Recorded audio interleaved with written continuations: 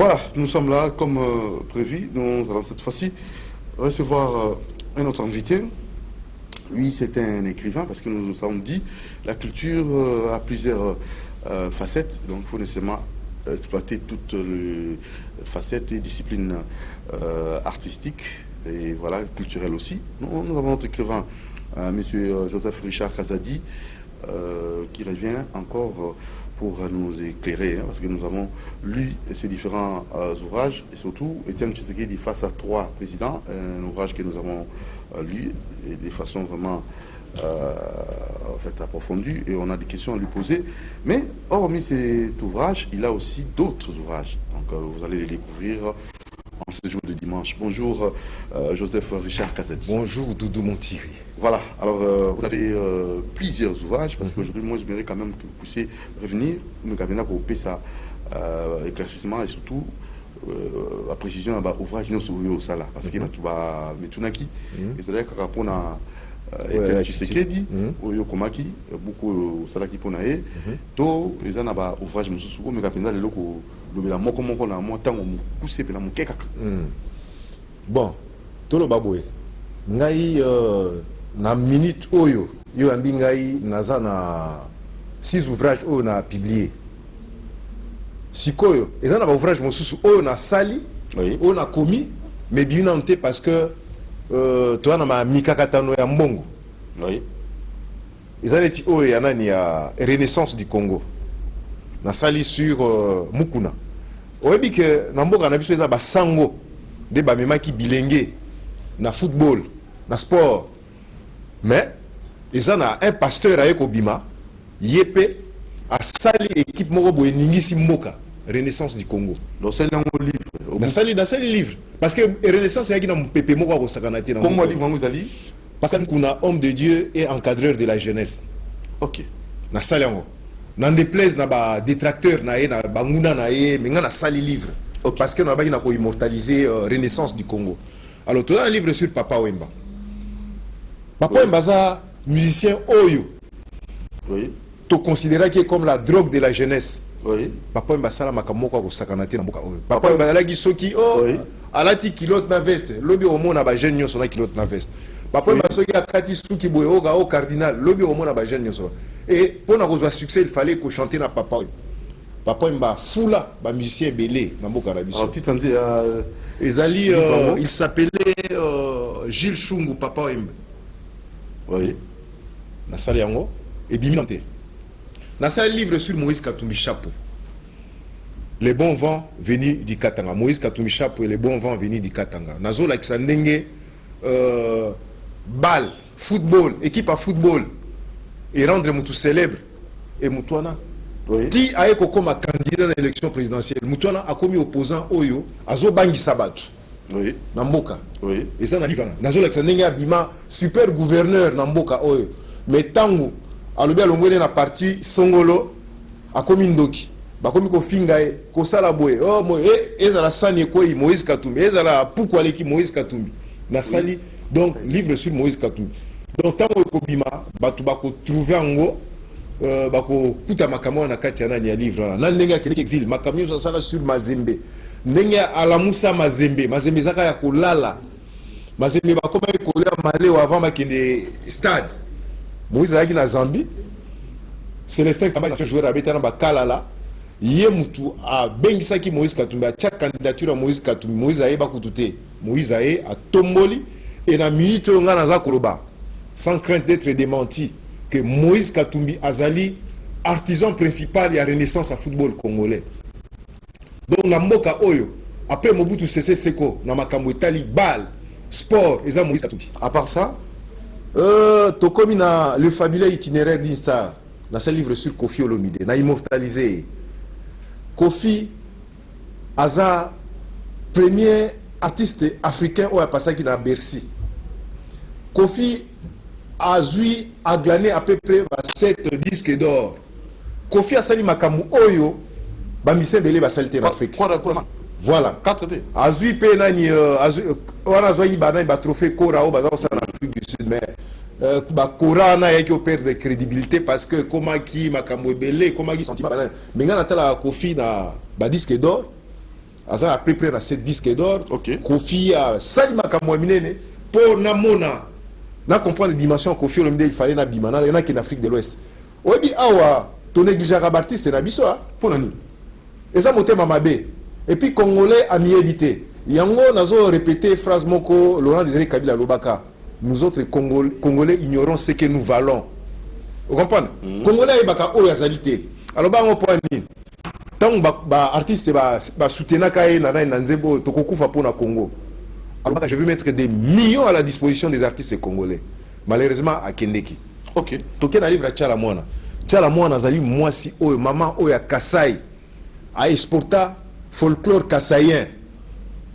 Donc ce que na aucun Afrique Doudou tant on a comme l'Afrique de l'Ouest ba invitanga na anniversaire moko bonaba pourquoi na Parakou c'est la 3e ville béninoise, l'équivalent de Kisangani. Yaki anniversaire là-bas na moko ba invité ngai. Alors na terrasse wana ba benga terrasse kuna maki pour se téléviser rezaki. Yaki chaîne mo ba yo Tchala Mwana. Batie image ya Tchala Mwana zoyemba Tibola Mulumba papa azako batu nyonso bati kolia bati commerce bazota la Tchala Mwana. Ce soir-là, j'étais fier d'appartenir à la République démocratique du Congo. Ce soir-là, j'étais fier d'être le frère de Tchala Mwana. Il faut mettre des moyens, il faut orienter nos artistes. Nathalie Boé, il faut soutenir aussi ces domaines-là. Oui, ne et pas nazwaki idée ya ko immortaliser Tchala Mwana na kati ya nani ya livre. Toleki il était une fois titre ya livre ya Tchala Isaïe le jour le plus chaud. Toke na livre o ya nani ya Ali Foreman. Oyebi que combat Ali Foreman na ba combat nyonso o ba organiser na monde o eleki Ali Foreman ezate. Eza ba Mike Tyson ba yaki après ba nani ba Douglas ba yaki combat o elekaki Ali Foreman ezate. Sur le plan médiatique, oyebi que Kinshasa est comme la capitale du monde. Na 74 et surtout que la même année ba Léopard ba Zukan la même année ba Léopard ba Coupe du monde. Donc ba regard nyonso ezaki braqué sur les Zaïre. On est ali et loko monene oyo et ça que Mobutu a tellement na monde. Au moins c'était ba Diading. Oyo comment disons quand ba Diading. Quand on a Mobutu a tonga qui on pour na combat du siècle. Ba sala ka banda ko na pour ko recevoir ko accueillir ba pour ko loger ba paya ba américain ba yaka. Yango batonga ka kamba Diading wana donc ba Diading ba ezaki ba villa ezaki na biloko nyonso na kati tant kombe sili Mobutu alobi acha ba officiel na mais que notre les na état nini ba rideau ba armoire nyonso ekende ozomona et puis ba koloba Mobutu asala rien na mboko wana za débat mosusu toke na Seigneur Taboulé aza artiste oyo batu nyonso bandima ezala ba jeune so tuni jibem pia na oyo so Seigneur Taboulé so tuni papa wemba so gaza na bomo Taboulé. Alors Taboulé tata na ngai de fait tata na ngazaki admirateur munene ya Taboulé. Vous comprenez? Na sali livre sur Taboulé pour na okansa tata na ngai. Au moins livre na dédicacé tata na ngai. Taboulé aza artiste africain de bosso passé na Olympia. Et puis muto a financé kana neza Mobutu. Yem to financé nani ya Taboulé na Olympia. Taboulé abeta à peu près une vingtaine de concerts. Olympia Babissou Bakene avait un jour moko soirée moko mais Taboulé abeta une affaire de 17 concerts en 2 semaines. Une vingtaine en 2 semaines. Batobele ba histoire orientée. Mais bakotanga on a livre eux. Et puis ba Léopard. Je me souviens des exploits de Léopard. Na mboka oyo so eza na mutuai masolo ya Léopard. Ezangai. Oyo aleki nga na masolo ya Léopard azate Doudou. Pourquoi? Comment? Soki achetembe bazola nanga oyo achetembe aya organiser émission na yo to sala débat nga na e. Na ko lakisa e que na ko betele histoire ya Léopard na ko FCP pona nini ba Léopard bagayanga sous coupe te. Pona nini? Oyebi consent mari. Oui. Ezaki soué nanga to kutana e na ebisa e. Loba mona teva. Na ebisa e. Oui. Et là on y a que ça pour ba Léopard ba gagner Cannes. Ndenge bazo kende boy. Ibenge. Au moins ne bazo kende ba gagner Cannes. Tu le sais bon. Na za ko ebisa yo. C'est la somme de calendrier. Ba ko gagner Cannes. Na Égypte, ba ko gagner Cannes. Pourquoi?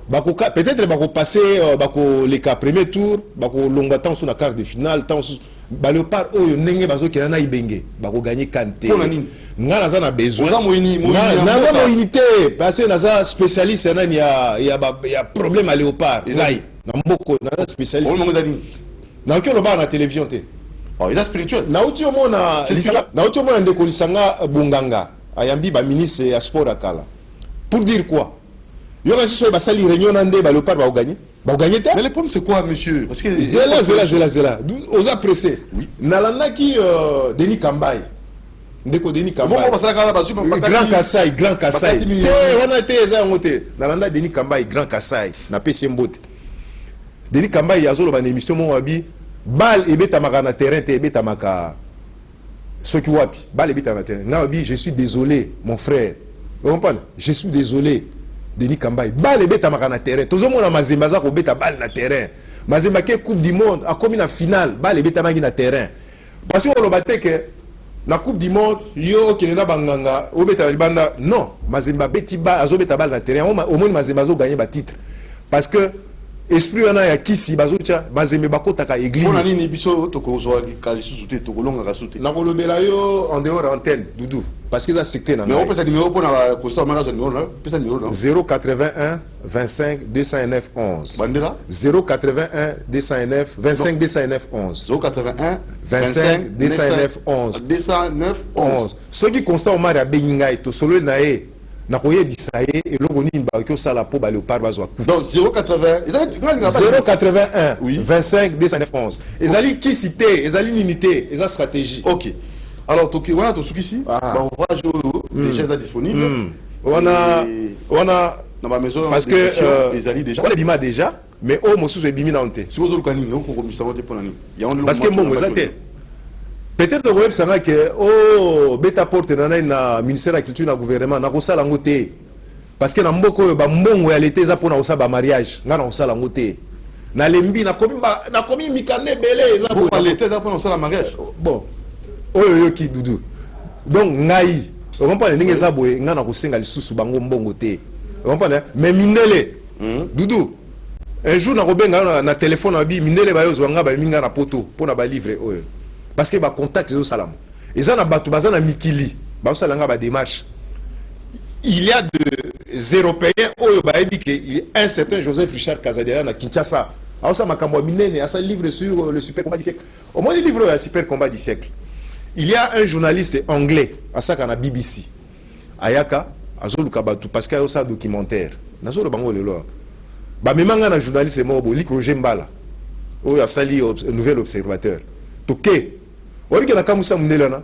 na betela e na sala témoignage ya nani ya super ya organisation combat nande comme ça maki atuninga tu avais quel âge na ABC azo comprendre été na memelie ba coupure à presse il y a 74 a filmango asa na okike eza na décembre 2014 mundela on ba singa azo zonga azo ya mikolo on comprend na sala documentaire naza ko expliquer ndenge nini ali akomaki ndenge nini forum na yaki akiti na aéroport. Vous comprenez? Nenge Mobutu organizaki na nywana nazo yebisa que tant combat ne sil na tongo forima na kwei kombe sili boye bato akome moule beta pour dire que bakoko na biso bandima ki événement na vraiment na yebisi munele le blanc n'a révélé pas. Vous comprenez? Donc c'est pour vous dire que ça na minele na poto o bazana besoin na ngai nga na ko senga mbongo na bato te na ko senga te ba osalisa ngate ba mbongo na bango za ba biloko na bango ba osala na mais tout ça l'état des droits tika des droits tika gouvernement peut quand même te ba ministre ba ocha na culture on proposer nani premier ministre peut-être premier ministre ocha moi na quartier na bango on parle ocha une jeune fille à quartier na bango ba o ya sa ko mona na zokola bani mais na ministère la culture non nazo kitsate nazo kitsate au moins na mboko ya nga na ndimaka deux ministres la culture maman Juliana Lumumba na Beye Jema esili parce que batona basala eloko moko quelque chose pour nanga to bana na maman Juliana oyebi ministre la culture ça comme rapport yo non c'est-à-dire que basala eloko mona faveur nanga parce que ba misusu basala ngote na beta ba porte ba yamba kutute maman Anna Juliana tokuda na été na sali mémoire nanga na licence na ici sur la bibliothèque nationale la réhabilitation de la bibliothèque nationale ngai na moment na za détention na ANR tokolo belango makambo détention nanga bakanyi ngai pour na bakanyi ngai alors directeur à mémoire na ngai a kotisi mémoire na ngai na ministère de la culture yoka nenge mama oyo azana mayele atangi mémoire na ngai abi non non non lokola mutu asali mémoire oyo pona ko réhabiliter a nommé directeur de mémoire na ngai DG na bibliothèque nationale nga na yebaki te na bimi boye a nommé donc alobi lokola bosali eloko wana kende na bibliothèque nationale osala tout ba réhabiliter papa na depuis 2000 ti lelo azaka DG na vous comprenez tala eloko maman je parce que ayi na posa hein mboka ebonga Très bien. Aïbani ne kutu na ngate, aïbani kutu na directeur wana te. Et pour l'autre, Djema, be Djema. Be Djema, oyebi tango na bandi livre ya Léopard oyo. Na salaka maquette moko boy. Na kuta na mutu moko boy. Na Kasavubu. Atali alobi, oh, mes petits, yo sali livre boya kitoko. Ezobi matenga bi ebini nante. Abi pesa ngai na memango na kyotala be Djema, c'est mon ami d'enfance.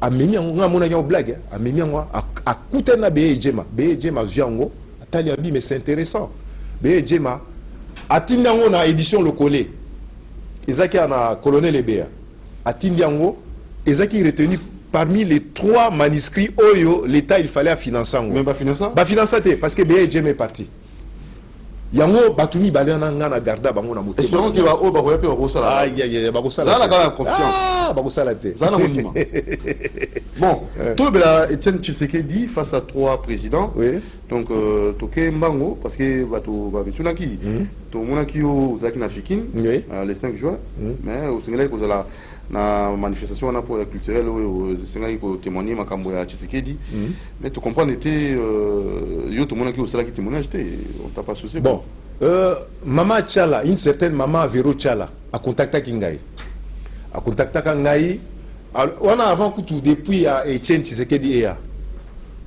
a ben singa na Béatrice Hôtel tomane soane aloyi bazo sala bakasaye bazo sala ba manifestation culturelle mokobwe soki bakundi Etienne Tshisekedi bango ba ko sala ngo il sala pratiquement une semaine et bana le 1er juin et aussi là donc ici le 8 juin donc samedi le autre dimanche tu comprends alors alobi yo bayebi singa na monseigneur Mulumba Alexis nga livre moi alobi mais bino bozo luka eloko sur Tshisekedi mais ça na mutu mo asali livre sur Etienne Tshisekedi beaucoup contacté moi si on a benganga toké to solo na ye alobi na bona bo alors mais makamango esaki neti na ko perdre nani contact na moi si na ko benga ye alobi mais manifestation c'est le cas je te programme ce soir ngabi on est mardi ngabi lelo naza na conférence mo na Fatima alors demain à 19h na kende na koma na kota alobi na se présenter na téléphone na on a comme ya zaité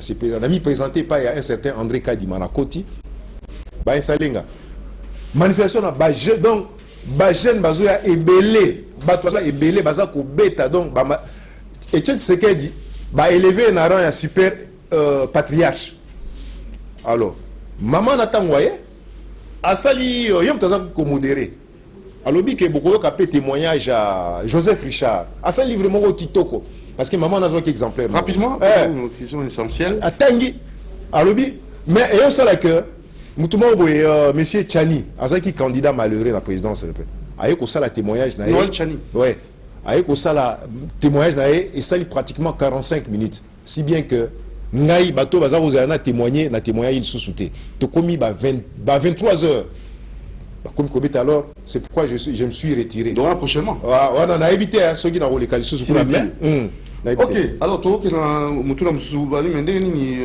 mtoto ya Etienne Tshisekedi oyo balela quand on a stade des martyrs sikapé ba martyr bazalaki on a évité bato ba kometuna Évariste Kimba et ses 3 compagnons bazalaki kuna pendu en juin 1966 est-ce que Tshisekedi fait balela quand on a stade en ça fait des baillots en tant qu'écrivain. Donc problème est ça bon. Nana loba ngo pe na loba. Na lobi on a livré na ngai. Na chapitre on a bi Tshisekedi victime de tous les péchés du régime. Baloba ke Tshisekedi azana na pas la responsabilité na ba pendaison ana. Yango bato ACP balobi omoni yazaki na kati na omoni ba kepe ba tie bembe na eka place ba bato na bazaki pendu. Yango lelo nazolo ba ke Tshisekedi aza responsable ya biloko na te. Ezalaki complot militaire likamona Tshisekedi donc balati sa ekaka eloko na ba jaloux bato bazaki contre ye pour na succès na etango Tshisekedi a commis un succès, aza ko bousculer Mobutu, balobi non. Banani masangoza ba mobutiste et loko na balobi que yepé Lushima azai kosa ba koleksa ba déclaration mo Tshisekedi da saka na période wana. Mais na lobi Tshisekedi da ministre intérieur, azaki civil. Batu oyo akene ko contacter batu wana. C'était un colonel Efomi, balobelaka été. Colonel Efomi, rendez-vous bazwa kezaki pa ya colonel Bangala, o azaki premier gouverneur militaire ya Léopold sous le régime Mobutu. N'est pas baina ko kanga bango baligota bango. C'est que des alliés qui ont été. Na biso bakangi batu. Ba procès na prérogative na ministre de la justice. Ministre de la justice tango nezaki Singa Uju, Joseph Singa. Mais balobelaka été. Et puis Jean-Jacques Kandé, commissaire à l'information à l'époque. Il était le premier, le 30 mai 66, à annoncer la nouvelle, alors que Bassam ici, Abi Kimba, Mahamba, Bamba, Anani ont trahi. Hein? Ils seront jugés et condamnés, ils seront exécutés par pendaison. Nan procès salamité, mais Moutouana, Batanga a été. Et puis, procès na Bango, et ça là, 5 minutes, Doudou. Banan Bassam ici, Bango. Ils colonel Malila, colonel Ingila, tata ya Kovo Ingila, na colonel nani ya Malila Nkulufa na Ingila. Tata ya nani ya Kovo Ingila, yem taloba, messieurs, si nous sommes ici, ce n'est pas pour gracier quelqu'un, c'est pour condamner quelqu'un.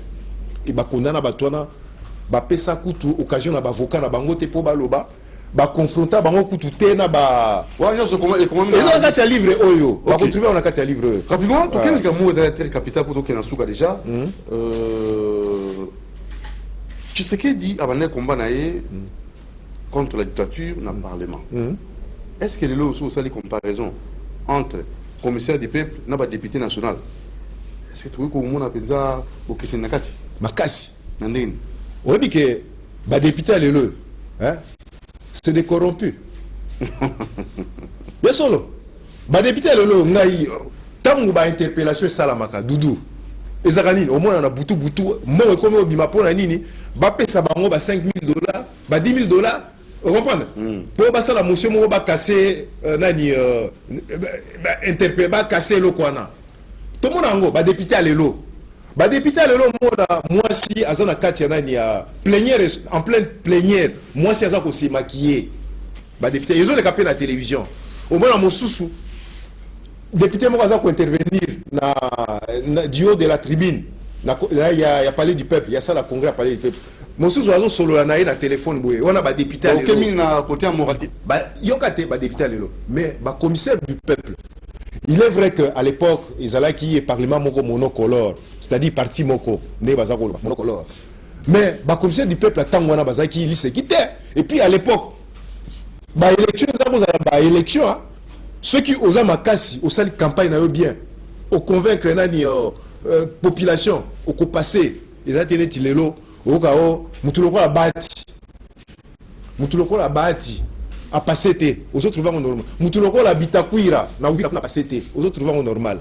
Mais à l'époque, oh qui sont bebonaboy qui sont bako passé. Oh qui te moko tonga stade na Mbazangu. Qui te moko bimbo ako passé parce que ezaki batu oh bazo travailler pour la population. On comprend bazo le pour la population. Ya moni Tshisekedi abandi combat na ye na libanda te. Tshisekedi abandi combat na ye na katia parlement. Voilà. Alors, très rapidement, c'est comment qui leader incontesté de l'opposition dans la République du Congo. Tshisekedi a commis leader incontesté à l'opposition dans Bisso le 17 janvier 1988. Tango, ba relégat qui bango na ba milieu d'origine na bango. Alors, moment mo boye, ba bino, ba contacter bango na ba service en Mobutu, ba Mobutu à lobby. Il faut aller à Fungola courant moko ya opposition au sein d'IMPR. Bandimit, bakena Guadeloupe te ba signé ba corps. Ba misusu ba koti na comité central ba kibasa. Ba ngalula ya moto on a chose ba misusu nko ba prêter serment kibasa simi drapeau. Azo prêter serment boy. Ozo ba misusu. Ba yeko simi ba bitombola boy kibasa azo prêter serment liboso Mobutu boy. Pour na il est toujours opposant. Alors tu sais que Dabi a quelque se faire soigner à Bruxelles. Ba mingare ba koti na ba capita ba koti na comité central rapidement c'est que d'accord na Bruxelles akon koko maka ko na Bruxelles boy a régner ne ba ko rwana abi aza ko reconnaître en côté Ah oui, mais c'est Mobutu n'est pas sérieux. Ah bah, ce que à Saliba voyage dans la capitale occidentale, tout. Parce que jour à retour, quand le 17 janvier, Mkolobaboma Lumumba, le 17 janvier 88, et à un dimanche, nous avons organisé un meeting, un certain Omer Kamba. Je ne sais pas si c'est que tu as quitté l'aéroport, Mbalamoko, Pont Kassavoub. À Banda meeting. Na l'époque, on a parti était à Banda meeting. À critiquer Mobutu régime. Batu Bimabazo ya, donc Batu Batonda. Ba informer Sarm. Ba bere ver baya, ba kanga batu. Ba beta batu. C'est que ba mima. Au moins, la photo, on a livré. Oh, tu sais que dit ba. Parce que Batu Moko, na makila, na chemise. Batu na ba matraque. Et ça, qui joue wana. Ba mima na Conseil national de sécurité. Ba Kekuna. Bah, le bio, comment ça pour répondre après pour répondre à ma question, général Maël a zué a mimi na makala. Oui, sont dans la prison, on a plus en sécurité que na bakacho. Maël a quelque bomba ekuna. Alors quelques temps après, bah le bio il faut mimi na CNPP. D'après Mobutu, a na Guado le bio, c'est qu'il est malade, il est fou. Bah qui na CNPP, bah le bio na ba médecin. Bah ça la document mobile le baquet. Bah examiner Tshisekedi dama là bah 3 médecins Panya Mapanza na Loseke bah tu vas lim sanga na ba émission on na bagi que Lumbi eza Loseke a boyi alors cet homme n'est pas malade ngana ko signer documenté bah insister bah kangaye bah révoquer bah memi médecin mon na Guadol te ba kena singa uju bah comme puna ba dit Tshisekedi n'a jamais été malade Loseke alobi non il y a un moni temps où Tshisekedi a comme premier ministre de la conférence nationale à nom qui le sait que dans ministre de la santé. Moi tout le monde dit que c'est qui va ami va nous c'est la blague dans ma opposition va qui bien. Nabi hein. Na lobby hein. Est-ce que ceux qui ngana toza ba camarades tout le monde casse hein to travailler ensemble ceux qui na moni que Doudou makamuza malonga te nazana droit à kotika yote.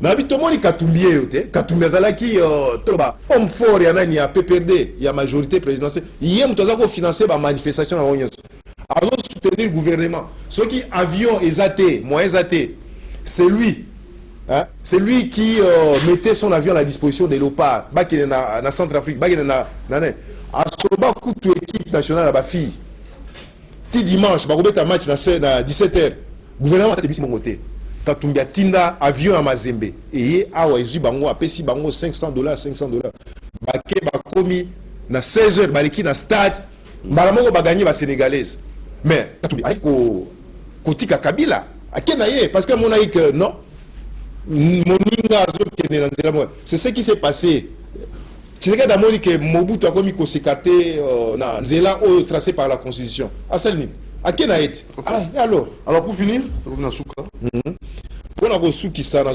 contact nayo na bato ba voyer ba publicité ko ba livre nayo pour la ressource le 14 juin et la vendredi donc ça la cérémonie à présentation officielle à livre oyo na hôtel du Fleuve naza ko senga na batuyo so ba benga kangai livre nini Etienne Tshisekedi président baya vendredi na amphithéâtre ya hôtel du Fleuve baya bakoyeba pour na koma livre wana pour na nini na osaba makambo oyo na uti wapi ba uti nanga pour na nini na osala ngo pourquoi naza capable de koma ba livre oyo bakoyeba ngo ekoloba manakati ya salle alors numéro de téléphone 081 25 209 11 081 25 209 11 voilà merci monsieur Joseph Richard Kazadi très prochainement tous en mais le 14 juin tous à la wana na hôtel du Fleuve pour na boya ebelé ko tala parce que il faut honorer mémoire de Tshisekedi.